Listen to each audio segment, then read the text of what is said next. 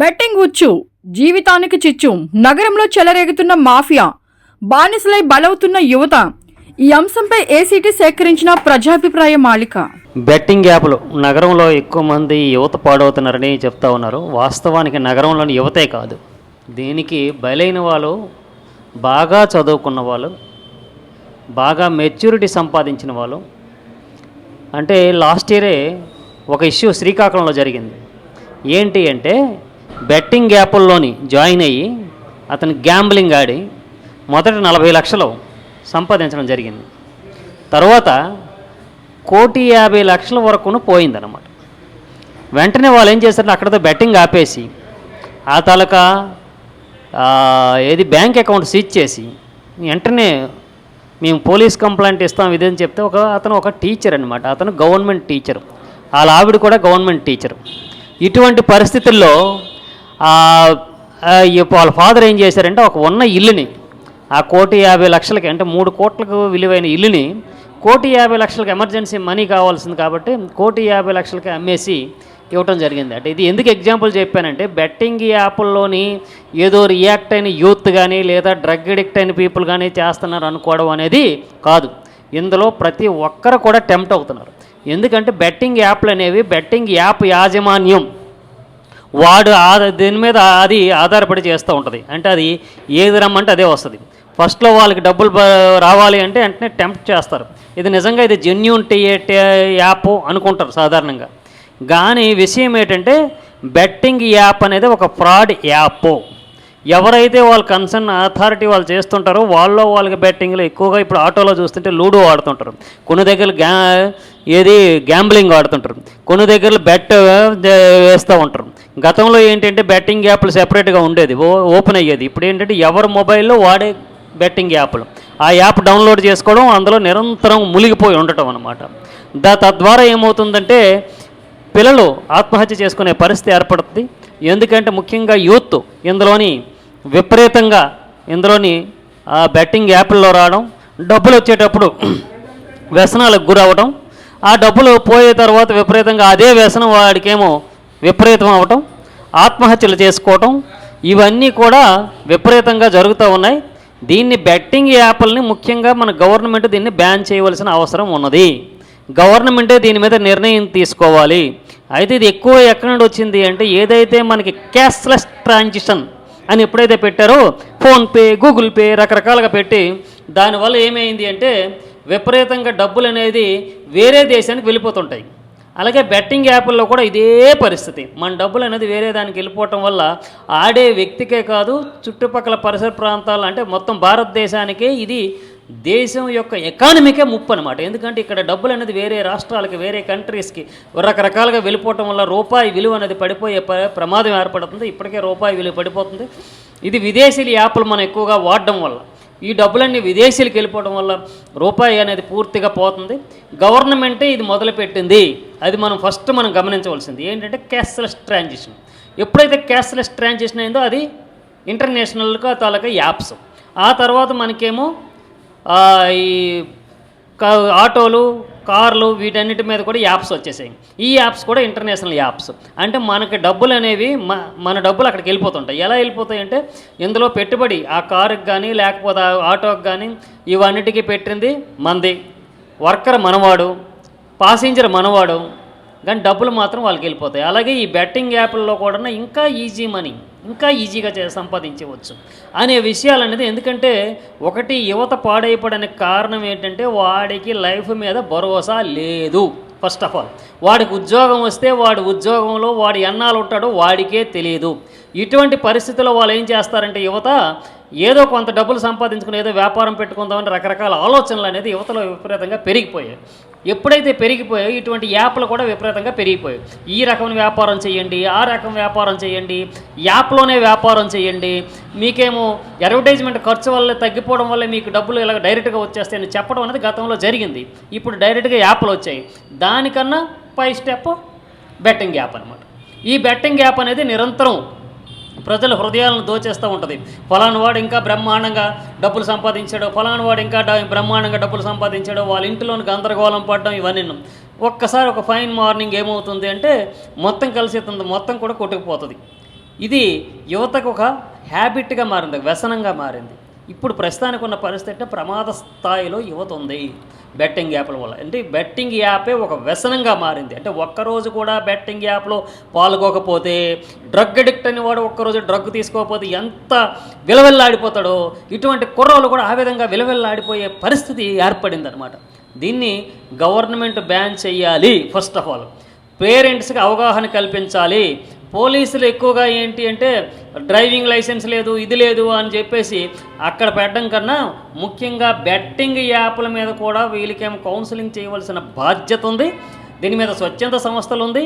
ముఖ్యంగా మనకేంటంటే private colleges, స్కూల్స్లో కూడాను ఈ బెట్టింగ్ యాప్లు కానీ, డ్రగ్ అడిక్ట్స్ కానీ ఇటువంటివన్నిటి కూడా యాజమాన్యంతో, పోలీసులతో కలిసి, స్వచ్ఛంద సంస్థలతో కలిసి కానీ చేయగలిగితే తప్పనిసరి ఇటువంటి వ్యసనాలని మనం దూరం అవ్వచ్చు, యువతను మనం కాపాడుకోవచ్చు. ఎందుకంటే భారతదేశానికి ఉన్న సంపద యువత. ఈ యువత అనేది రోజు రోజుకి ఇంకా తగ్గుతూ ఉంది. మనకు ముఖ్యంగా సౌత్లో చూసుకుంటే ఇప్పుడు గవర్నమెంటే డైరెక్ట్గా పిల్లలు ఎక్కువ మంది కనమంటున్నారు. పిల్లలు ఎక్కువ మంది కనమంటున్నారంటే పిల్లలకు ఉన్న పిల్లలకి ఉద్యోగాలు వస్తాయి అంటే లేదు. కాబట్టి ఇటువంటి తప్పుదోవ పట్టించే ప్రమాదం అనేది యువతలో ఉంది. కాబట్టి తప్పనిసరి ప్రభుత్వం దీని మీద చర్య తీసుకోవాలి. ప్రభుత్వం ఒక భరోసా కల్పించాలి యువతకి. భరోసా, ఇగో ఈ టైంలో ఈ ఉద్యోగాలు వస్తాయి, నువ్వు ఈ చదువు చదివితే ఈ ఉద్యోగాలు వస్తాయి, నువ్వు ఎలా సంపాదించుకొని చెప్పి బెట్టింగ్ యాప్లు, రకరకాల చిల్లర వ్యాపారస్తులు, యాప్ వ్యాపారాలు, అలాగే మనకి ఇటువంటివి మనకు రావటం వల్ల ఏమవుతుంది అంటే తప్పనిసరి మన దేశానికి ఇది ముప్పు అవుతుంది. ఇది రాబోయే యువతరానికి ఇది ముప్పు అవుతుంది. రాబోయే యువతరం కానీ సరైన మార్గంలో నడవలేకపోతే, సరైన నమ్మకం లేకుండా కానీ యువత కానీ ఉంటే తప్పనిసరి దేశానికి ఇది ముప్పు వస్తుంది. ఇప్పటికైనా గవర్నమెంట్ కళ్ళు తెరవాలి. దీనికి బలవుతున్న తల్లిదండ్రులు కళ్ళు తెరవాలి. పిల్లలు ఏం చేస్తున్నారో అబ్జర్వ్ చేయాలి. ఎందుకంటే వాడు సెల్ ఫోన్తో రాత్రి 12 వరకు, 1 గంట వరకు అలా సెల్ ఫోన్లోనే ఉంటాడు. అంతేకాకుండా మరీ చిన్నపిల్లలకి అలవాటు చేస్తున్నారు. వాడు సెల్ ఫోన్ ఇవ్వకపోతే వీళ్ళు పని చేయనప్పుడు అప్పటితో సెల్ ఫోన్ అయ్యి అక్కడి నుంచి రకరకాల వ్యసనాలతో త్రోవ తీసే ఈ సెల్ ఫోన్ని మనం కట్టడి చేయవలసిన బాధ్యత తల్లిదండ్రులకు ఉంది.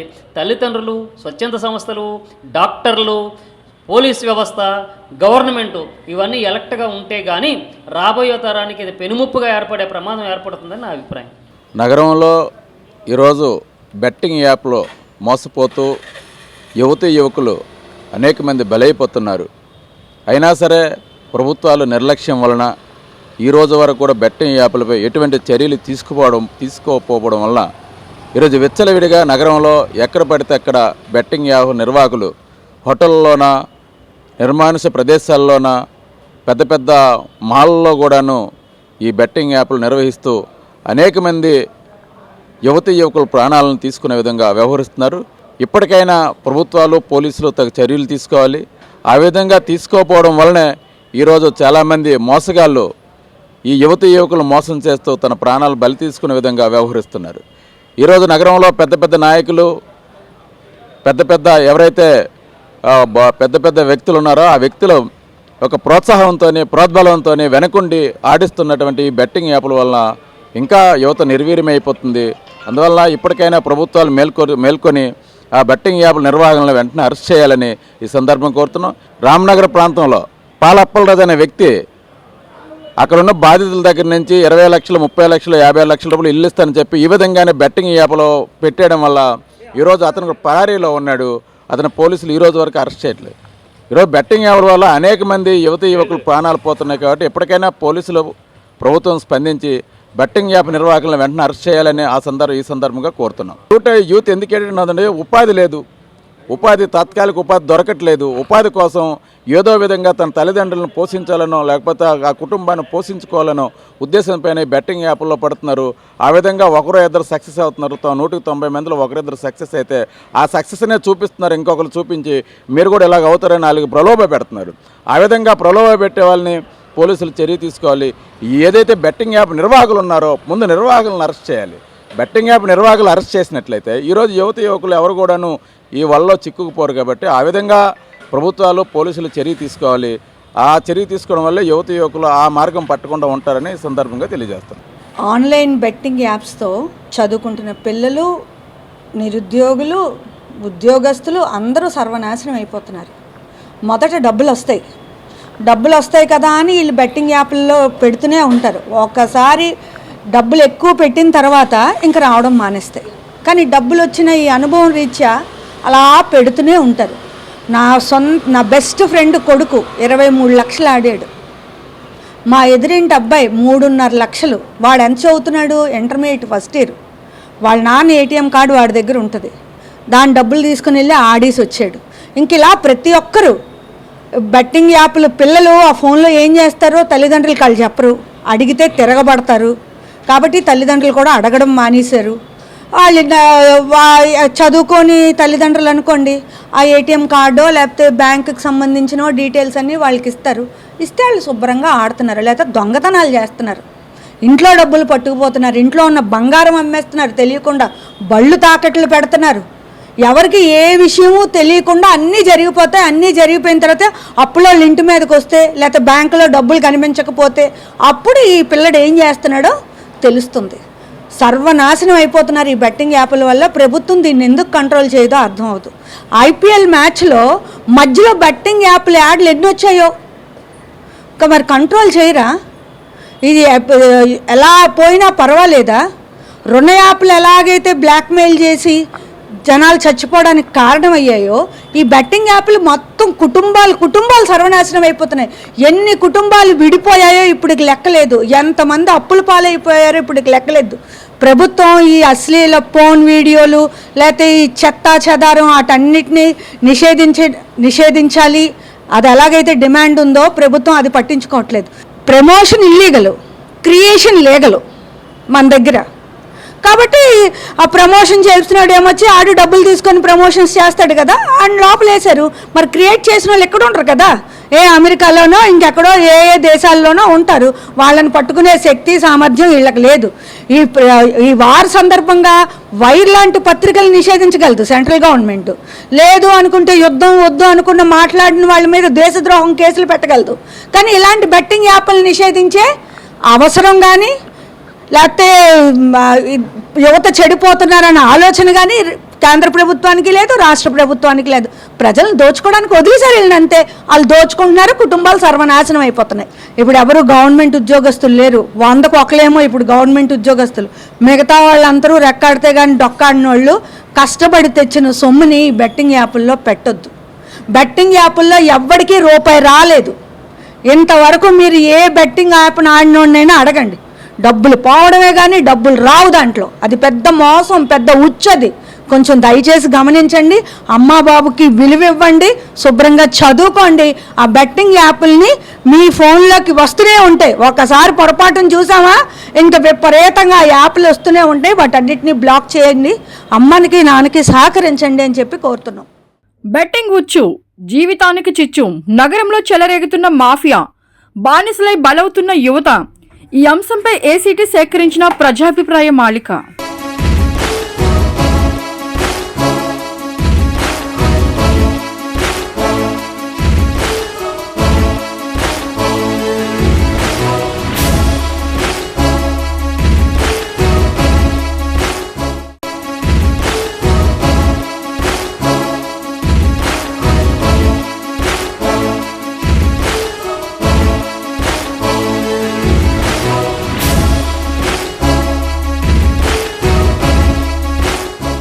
బెట్టింగ్ ఉచ్చు, జీవితానికి చిచ్చు, నగరంలో చెలరేగుతున్న మాఫియా, బానిసలై బలవుతున్న యువత. ఈ అంశంపై ఏసీటీ సేకరించిన ప్రజాభిప్రాయ మాలిక. భారతదేశంలో ఇటీవల కాలంలో విపరీతంగా పెరిగిపోతున్న దుస్సంస్కృతి బెట్టింగ్ యాప్లు. ఇప్పటికే మనం సోషల్ మీడియా ద్వారా అలాగే చాలామంది రియాక్ట్ అవ్వడం ద్వారా కూడా మనం బెట్టింగ్ యాప్ల వల్ల జరుగుతున్న దుష్ఫలితాలు ఏంటనేది కూడా చూస్తూ ఉన్నాం. అయితే ఈ మధ్య కాలంలో ఇది ఇంకా విపరీతంగా పెరిగిపోతుంది. ఎందుకంటే ఒక పక్క నుంచి ఇంతకుముందు మనకు ఐపీఎల్ వాటిల్లో బెట్టింగ్లు కాసేవారిని, క్రికెట్ మ్యాచ్ల మీద బెట్టింగ్లు కాసేవారని చెప్పి మనం వింటూ ఉండేవాళ్ళం. అదేంటంటే ఒక రకమైన మాఫియా అయినప్పటికీ ఆ సోర్స్ అనేది దొరకడం అనేది చాలా కష్టమయ్యేది. అంటే బెట్టింగ్ నేను చేయాలనుకున్నా సరే పలానా వాడి దగ్గరికి వెళ్ళి చేస్తే నా డబ్బులు ఉంటాయో ఉండవో, ఆడు రిలయబుల్లో కాదో, అసలు ఆడు నిజంగా బెట్టింగ్లు వేసేవాడో కాదని డౌట్ ఉండేది. కానీ ఇప్పుడు ఏమైపోయిందంటే అది డైరెక్ట్గా చేతిలోకి వచ్చేసింది. ఈరోజు మనకి స్మార్ట్ ఫోన్స్ చేతిలోకి వచ్చిన తర్వాత ఈ కొత్తగా బెట్టింగ్ యాప్లు ఏవైతే వచ్చాయో అన్నీ కూడా విపరీతంగా ప్రమోట్ అవుతున్నాయి. అయితే వీళ్ళ స్ట్రాటజీ ఏమవుతుందంటే వీళ్ళు డైరెక్ట్గా ప్రమోట్ చేయకుండా ఎవరైతే సెలబ్రిటీలు ఉంటారో ఆ సెలబ్రిటీల ద్వారా వీళ్ళు ప్రమోట్ చేయిస్తున్నారు. ఏదో చిన్న చితక షార్ట్ ఫిల్మ్లు చేసేవాళ్ళు, లేకపోతే రీల్స్ చేసుకునేవాళ్ళు, వీడియోస్ చేసుకునేవాళ్ళు, సోషల్ మీడియాలో యాక్టివ్గా ఉండేవాళ్ళ చేతే కాదు, పెద్ద పెద్ద సెలబ్రిటీస్తో కూడా ఈరోజు మీకు క్రికెట్ మ్యాచ్ జరుగుతుంటే మధ్యలో ఇది పోకర్ ఆడండి అని చెప్పేసి, తర్వాత ఏమో ప్యాకెట్ ఆడని చెప్పేసి విపరీతమైన బెట్టింగ్ యాప్లు అనేది క్లియర్గా కనిపిస్తుంటుంది. బయటికి చూడడానికి వాడు ఇచ్చే యాడ్ అంతా కూడా ఒక 20 సెకండ్లు యాడ్ ఇచ్చేటప్పుడు అంతా కూడా మంచిగా కలర్ఫుల్గా ఉండేటట్టు, అసలు నువ్వు అది ఆడపోతే నువ్వు మగోడివే కాదు, నువ్వు మనిషివే కాదు అన్నట్టు చూపిస్తూ ఉంటారు. కిందన యాడ్ అయిపోయిన తర్వాత మాత్రం టకటకటకటకనే అసలు అర్థం కాని భాషలో ఇది అలవాటు అయిపోయే అవకాశం ఉంటుంది. కాబట్టి అందరూ కూడా చాలా జాగ్రత్తగా చూసుకొని ఆడాలని చెప్తాను. అంటే ఇది ఒక రకమైన వ్యసనం. మనకి ఎలాగైతే అసలు మందు సిగరెట్ అనేవి యాడ్లు ఎందుకు ఇవ్వరు అంటే అట్లా యాడ్ ఇవ్వకూడదు. ఖచ్చితంగా వాటి మీద ఏమైనా సరే యాడ్లు వచ్చాయంటే మాత్రం గవర్నమెంట్ చర్యలు తీసుకుంటుంది. ఆ రకమైన చట్టాలు ఉన్నాయి. ఈరోజు బెట్టింగ్ యాప్లు విపరీతంగా విచ్చలవిడిగా ఓపెన్గా సరే ఈరోజు సర్క్యులేట్ అవుతూ ఉన్నాయి. మొన్నటికి మొన్న మనకి సోషల్ మీడియా ఇన్ఫ్లుయెన్సర్ ఎవరో అన్వేషణ ఆయన బయటకు వచ్చి ఇలాగ బెట్టింగ్ యాప్లు జరుగుతున్నాయి, కొన్ని కోట్లు వీళ్ళందరూ కూడా కొల్లగొడుతున్నారు, 100 కోట్లు 1000 కోట్లు వీళ్ళందరికీ కూడా వస్తున్నాయి అని చెప్తున్నారంటే అన్ని డబ్బులు వాళ్ళకి ఎలాగ వస్తున్నాయి? ఒకరికి రెమ్యునరేషన్ ఇన్ని కోట్లు ఇవ్వగలుగుతున్నారంటే ఆ బెట్టింగ్ యాప్లో జనాల దగ్గర నుంచి ఎంత చీట్ చేసి డబ్బులు తీసుకుంటున్నారనేది కూడా మనం ఆలోచించాలి. ఒక్కరు ఇద్దరు కాదు, చాలామంది ఆత్మహత్యలు చేసుకొని అసలు కొంతమంది అయితే 50 లక్షలు పోగొట్టుకున్నాను, 80 లక్షలు పోగొట్టుకున్నాను చెప్తుంటే వాడికి కనీసం 10,000 రూపాయల సంపాదన కూడా ఉండట్లేదు.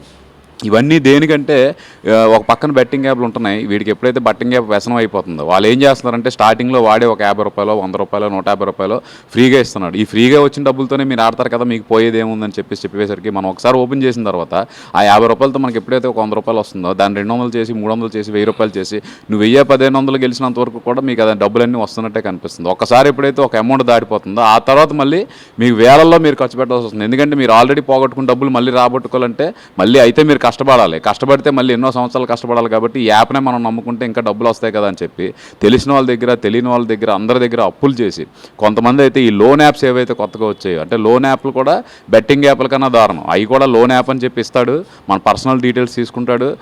మొన్న విశాఖపట్నంలోనే జరిగింది. ఆ లోన్ యాప్లో ఆ పిల్లలు ఎవరైతే ఆ కుర్రోడు ఎవరైతే రీసెంట్గా ఒక 4-5 రోజులు మ్యారేజ్ అయింది, ఆ కుర్రోడేమో ఈ లోన్ యాప్ల ద్వారా డబ్బులు తీసుకున్నాడని చెప్పి ఆ కుర్రోడు ఫేస్ లాట్ని మార్ఫింగ్ చేసి ఈ న్యూడ్ పిక్చర్స్ రిలీజ్ చేశారు రోడ్డు మీదకి. దానివల్ల మా పిల్లడు మనస్తాపం చెంది ఆత్మహత్య చేసుకున్నాడు. వాడికి లోన్ తీసుకోవాల్సినంత అవసరం ఎందుకు వచ్చింది? ఎందుకంటే ఈ రకమైన బెట్టింగ్ యాప్లు కానీ లేకపోతే ఇతర పరిస్థితులు కానీ వాడికి తీసుకునే దీనికి తీసుకొచ్చాయి అనమాట. కాబట్టి బెట్టింగ్ యాప్లు అసలు ప్రమోట్ చేస్తున్నారు.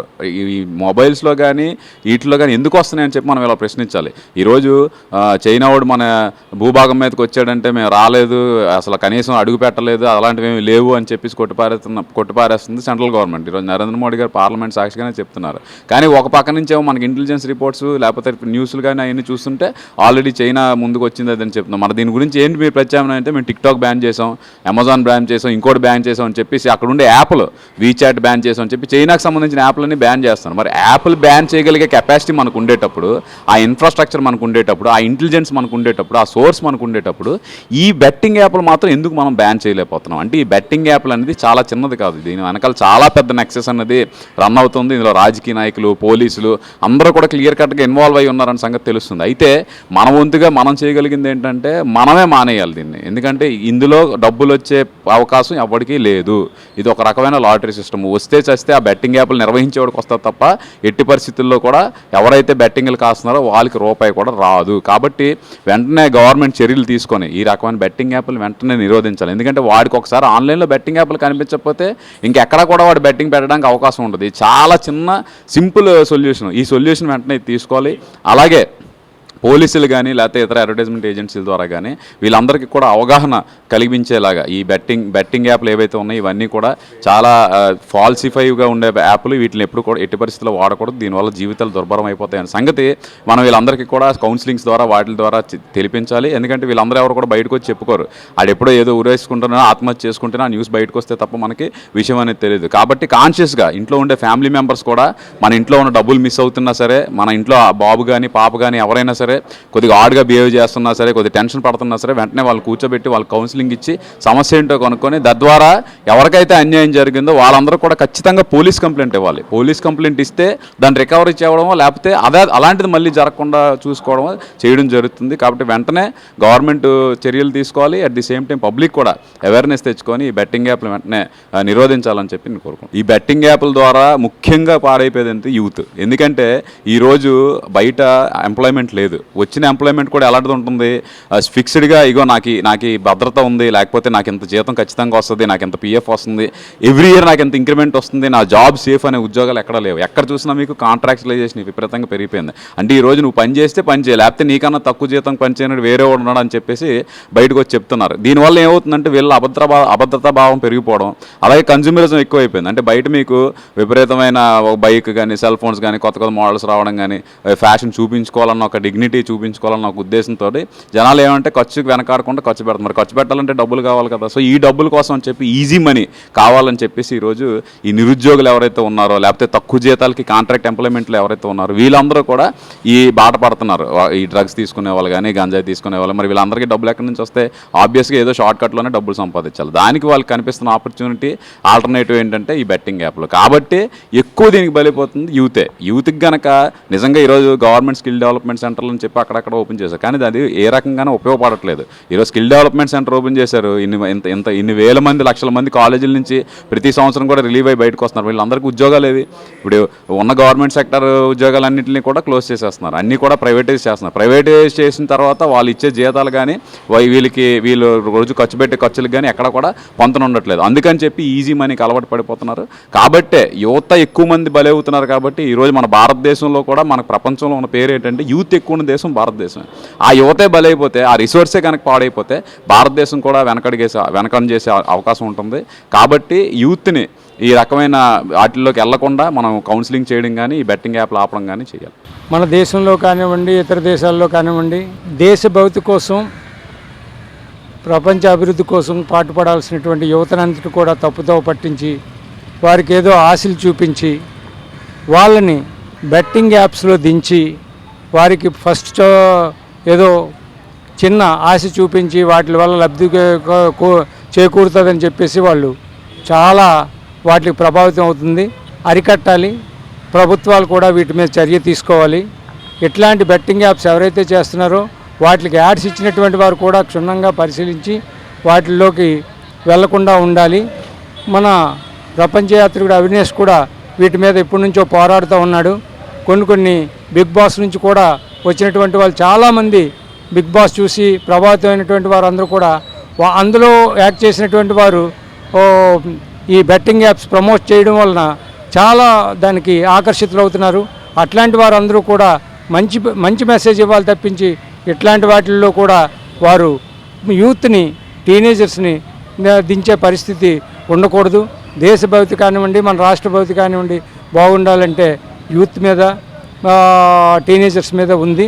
కాబట్టి సమాజం పట్ల బాధ్యతాయుతంగా ఉన్నటువంటి వారు అందరూ కూడా వీటిలన్నింటినీ ఖండించి వీటి మీద తక్షణమే ప్రభుత్వాలు చర్యలు తీసుకొని వాటిని రూపుమాపి యువతనంతటినీ కూడా సక్రమ మార్గంలో నడిపించవలసిందిగా ప్రతి వారిని కోరుకుంటూ ఉన్నాం. మూలాలు ఎక్కడున్నాయో ఆ మూలాలను కూడా వెతికి తీయాల్సిన పరిస్థితి ఉంది. ఇప్పుడు ఏదైతే అంతర్జాతీయ తీవ్రవాదులు ఎలాగైతే మనం వేటాడుతున్నామో మన భారతదేశ ప్రభుత్వం, నరేంద్ర మోడీ గారు, అట్లానే వాటికంటే వీళ్ళు చాలా డేంజరస్గా ఉన్నారు. కాబట్టి ఇట్లాంటి వాళ్ళందరినీ కూడా ప్రభుత్వాలు కూడా గట్టిగా పనిచేసి వీళ్ళ మీద చర్యలు తీసుకొని వీళ్ళని శిక్షించాలని కోరుకుంటున్నాను. యూత్కి దేశ భవితని కాపాడాల్సింది, కుటుంబాన్ని బాధ్యత మోయాల్సినటువంటి యూత్ ఇట్లాంటి వాటికి ఆకర్షితులు కాకుండా ఈ స్పోర్ట్స్ వైపు కానీ, వాళ్ళ కాలక్షేపం కావాలి, స్పోర్ట్స్ వైపు కానివ్వండి, ఏవైనా మంచి ప్రావీణ్యత ఉన్నటువంటి వాటి మీద కానివ్వండి పాల్గొవాలని కోరుకుంటున్నాను. నమస్కారం, నేను సన్మూర్తి, సామాజిక విశ్లేషకులు, విశాఖపట్నం. ఈరోజు బెట్టింగ్ యాప్లు అనేవి యువతను పెడదోవ పట్టిస్తున్నాయి. ఈ బెట్టింగ్ యాప్ల కారణంగా చాలామంది తీవ్ర స్థాయిలో నష్టపోయి లక్షల రూపాయలు, అంటే తల్లిదండ్రుల నుంచి క్రెడిట్ కార్డులు కానీ డెబిట్ కార్డులు కానీ తీసుకుని వెళ్ళిపోయి వాటిని ఈ యొక్క బెట్టింగ్ యాప్లను ఉపయోగిస్తూ అటు తల్లిదండ్రులకి ఇబ్బంది కలిగిస్తున్నారు, వారు కూడా తీవ్రంగా నష్టపోతున్నారు. ఈ బెట్టింగ్ యాప్ల ద్వారా తమ మీద డబ్బు సంపాదిద్దామని చెప్పి ఈ ఉచ్చులో పడి చాలామంది యువతరం దీనిపైన దృష్టి పెడుతుంది. మరి చదువుకున్న వారు, చదువుకోలేని వారు మనం చాలా చోట్ల చూసినట్టయితే ఎక్కువ గల్లీల్లో తిరుగుతున్నప్పుడు మనం దాదాపుగా 10-15 మంది విద్యార్థులు అందరూ కూడా ఒక చోట, విద్యార్థులు అంటే ఒక ఏజ్ గ్రూప్ బిట్వీన్ వాళ్ళు ఒక 12 నుంచి 30 సంవత్సరాల లోపు ఎవరైతే ఉన్నారో వారందరూ కూడా ఈ బెట్టింగ్ యాప్లపైన దృష్టి పెడుతున్నారు. ఇంతకుముందు పబ్జీని ప్రభుత్వం నిషేధించింది, అయినప్పటికీ కూడా ఇప్పటికీ కూడా పబ్జీ గేమ్లు కొంతమంది ఆడుతున్నారు. దానికి తోడు రమ్మీ ఎక్కువగా ఆడుతున్నారు. ఇవి కాకుండా ఇంకా చాలా బెట్టింగ్ యాప్లు ఇటీవల కాలంలో ఎక్కువ వచ్చాయి. క్రికెట్ బెట్టింగ్ యాప్లు కూడా చాలామంది ఆడుతున్నారు. అదేవిధంగా హార్స్ రైడింగ్కి సంబంధించి కూడా ఈ బెట్టింగ్ యాప్లు అనేవి కొత్తగా వచ్చాయని చెప్పి తెలుస్తుంది. అలాగే షూటింగ్ అనేది చేస్తూ దాంట్లో పబ్జీలో ఏ రకంగా షూటింగ్ చేస్తారో అదే పద్ధతిలో కొత్త గేమింగ్ యాప్స్ కూడా మనకు రావడం జరిగింది. మరి ఇటువంటి గేమింగ్ యాప్స్ అన్నిటి వల్ల కూడా యువతరం దానికి బానిస అయిపోతున్నారు. మొబైల్ ఫోన్కి బానిస అయిపోవడం ఒక ఎత్తు అయితే బెట్టింగ్ యాప్లకు బానిస అయిపోవడం ఇంకో రకం.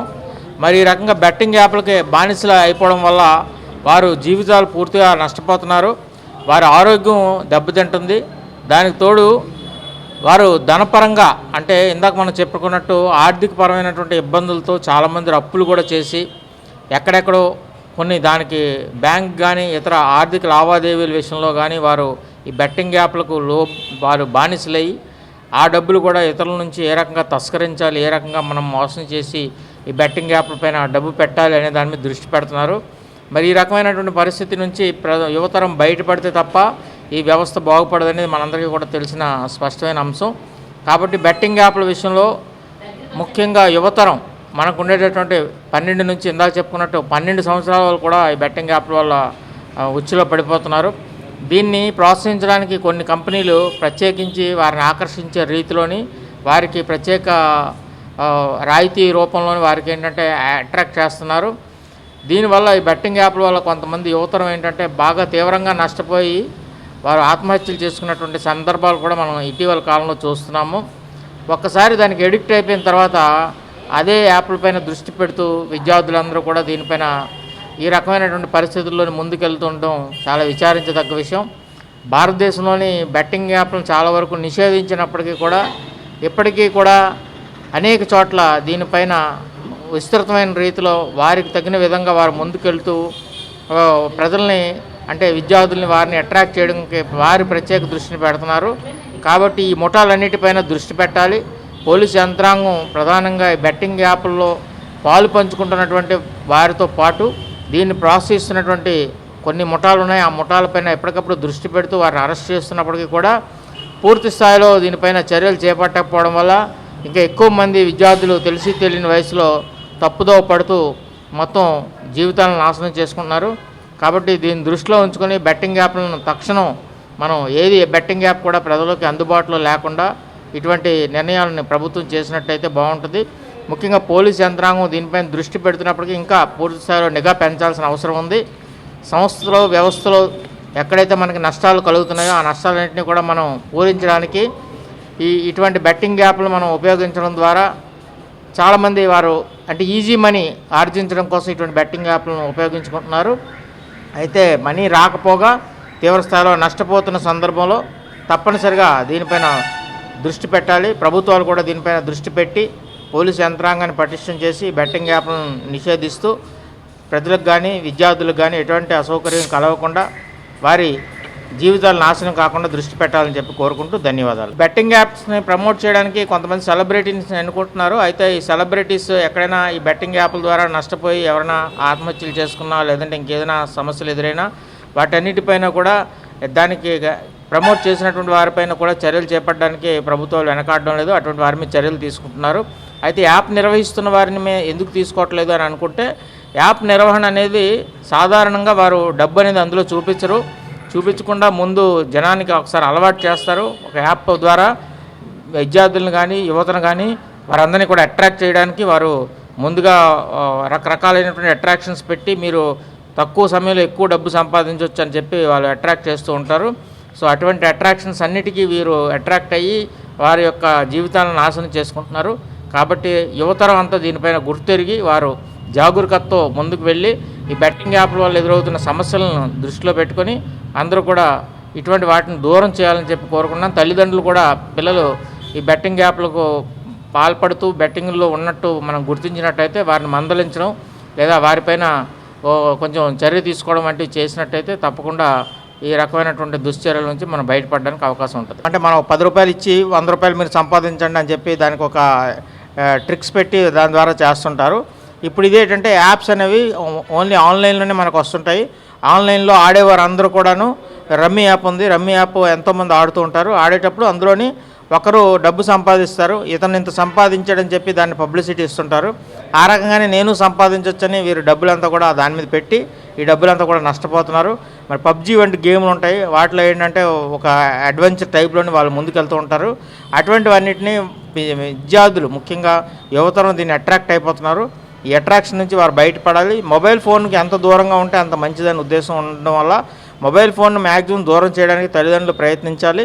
అప్పుడే ఈ బెట్టింగ్ యాప్ నుంచి విద్యార్థులు విముక్తి కలుగుతుంది. మరి యొక్క ఆత్మహత్యలు కూడా తగ్గే అవకాశం ఉంది. లేదంటే లక్షలు కోట్ల రూపాయలు వారు అప్పుల పాలైపోయి తల్లిదండ్రులు క్రెడిట్ కార్డులు కానీ తల్లిదండ్రుల డెబిట్ కార్డులు కానీ వీటన్నిటిని కూడా వాడేసి డబ్బంతా వృధా చేస్తున్నారు. ఆస్తులు కూడా తాకట్టు పెడుతున్నారు.